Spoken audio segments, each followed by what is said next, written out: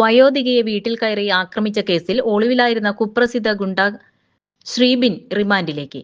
Anthikad police station പരിധിയിൽ പെരിങ്ങോട്ടുകരയിൽ വെച്ച് പെരിങ്ങോട്ടുകര സ്വദേശിനിയായ കാതിക്കുടത്ത് വീട്ടിൽ ലീല 63 വയസ്സ് എന്നവരെ പരിക്കേൽപ്പിച്ച കേസിലാണ് നിരവധി ക്രിമിനൽ കേസിലെ പ്രതിയും ഗുണ്ടയുമായ കായിക്കുരു രാകേഷിന്റെ സംഘാംഗമായ വടക്കുമുറിവേലി സ്വദേശി വലിയപറമ്പിൽ വീട്ടിൽ ശ്രീബിൻ 21 വയസ്സ് എന്നയാളെയാണ് അന്തിക്കാട് പോലീസ് അറസ്റ്റ് ചെയ്തത്.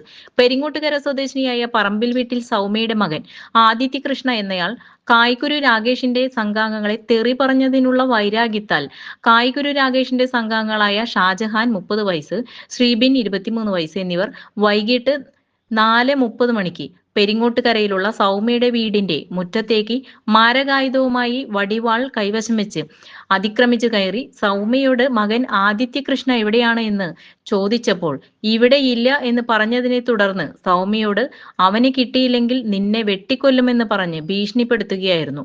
ബഹളം കേട്ട് അവിടേക്ക് വന്ന തൊട്ടടുത്ത് താമസിക്കുന്ന സൗമ്യയുടെ വല്യമ്മയായ ലീലയെ എന്താണ് ബഹളം വയ്ക്കുന്നതെന്ന് ഇവരോട് ചോദിച്ചപ്പോൾ ഷാജഹാൻ വടിവാൾ കൊണ്ട് ലീലയുടെ ഇടത് കൈപ്പത്തിയുടെ മുകളിലായി വെട്ടിയതിൽ മുറിവ് പറ്റുന്നതിനും എല്ല് പൊട്ടുന്നതിനും ഇടയായ സംഭവത്തിന് സൗമ്യയുടെ പരാതിയിൽ അന്തിക്കാട് പോലീസ് സ്റ്റേഷനിൽ FIR രജിസ്റ്റർ ചെയ്തിരുന്നു.